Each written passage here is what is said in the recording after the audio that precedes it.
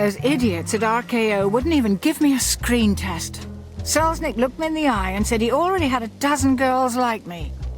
Wondered why I wanted to be a movie star when I had a rich husband to take care of me.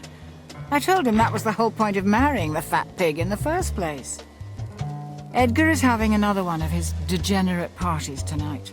I caught him in the bedroom laying out his black robe and that ridiculous goat mask he got from the prop department. He and his friends like to pretend they're such devils, dressing up and spouting mumbo-jumbo out in the garden at midnight. Every so often they pay one of the call girls a little extra to be their sacrifice. I'd tell them all what fools they are, but half of them work for the studios, and the rest are some of the most powerful men in the city. If Edgar can't make me a star, maybe one of them will.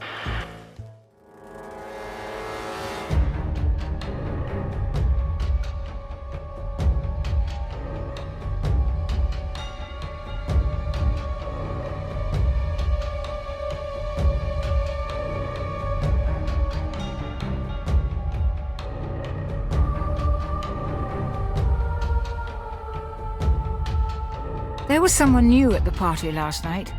A dark, handsome man with a strange accent. I took him for a European. Maybe one of Lagos's Hungarian friends. He didn't seem all that interested in the festivities. Didn't drink or even take much notice of the girls. When the robes came out and the warlocks headed out into the garden, he seemed more amused than anything else. Somehow, we ended up out on the veranda, sharing a smoke and listening to the drunken chants echo across the hills. I finally learned his name. Victor. At some point in the conversation, I asked him what he thought about black magic. I suppose I was trying to shock him, or maybe it was just the djinn talking. He said that people took such things seriously where he came from. There were all sorts of stories about those who sold their soul in exchange for wealth, power, and fame. I laughed in his face, told him I didn't believe a word. He said it didn't matter what I believed, only what I wanted, and what I was willing to do in order to get it.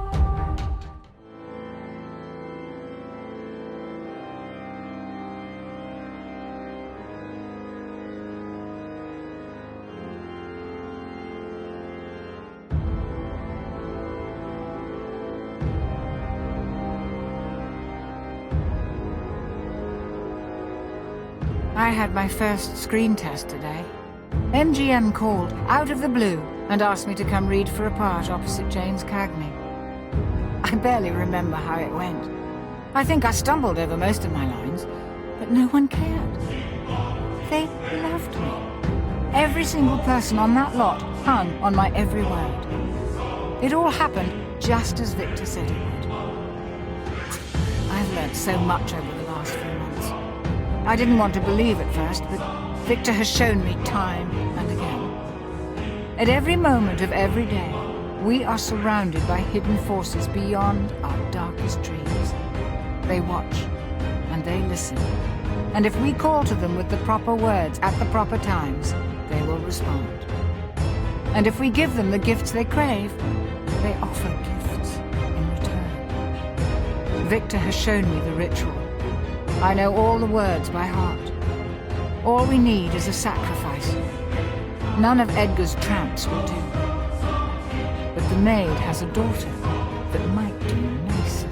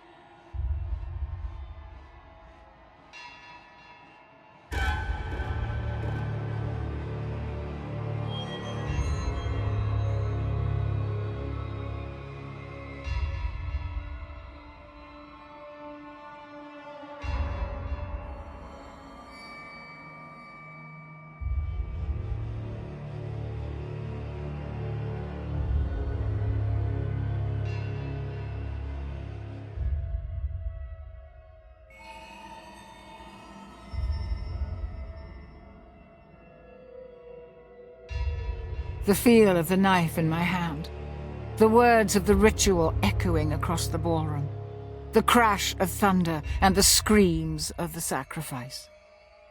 It's been a month, but every detail is still etched in my mind, as though it happened only last night.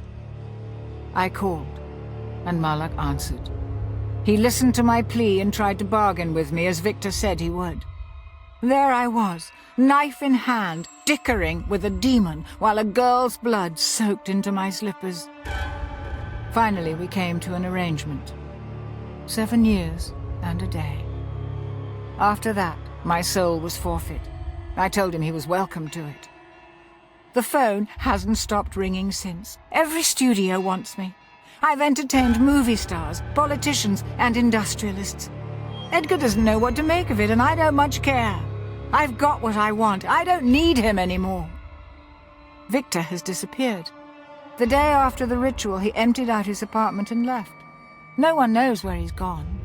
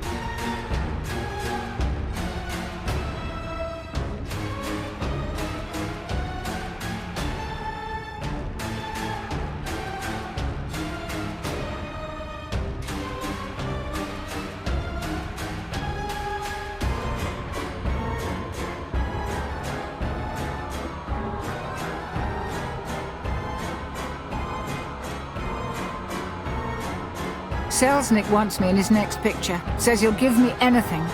I told him I won't get out of bed for less than 5 million, and if he wants me on set, he'll get Bogart to star with me. I don't care if he's under contract with MGM or not. The little toad turns such a lovely shade of purple. He'll give me what I want, though. They always do. Edgar finally died last night. It took 6 long months, and I don't know how much arsenic. Rat poison would have been quicker, but the police might have noticed. I'm almost tempted to let them arrest me anyway, just to see what would happen. I'd have judge and jury eating out of my hand before the day was out. The reporters would have a field day. Finally, a breakthrough in the search. There are rumors of a ring called the Riddle of Heaven, somewhere in China or possibly Tibet. It could be the answer I've been looking for. All I have to do is find it. Edgar's considerable fortune should help.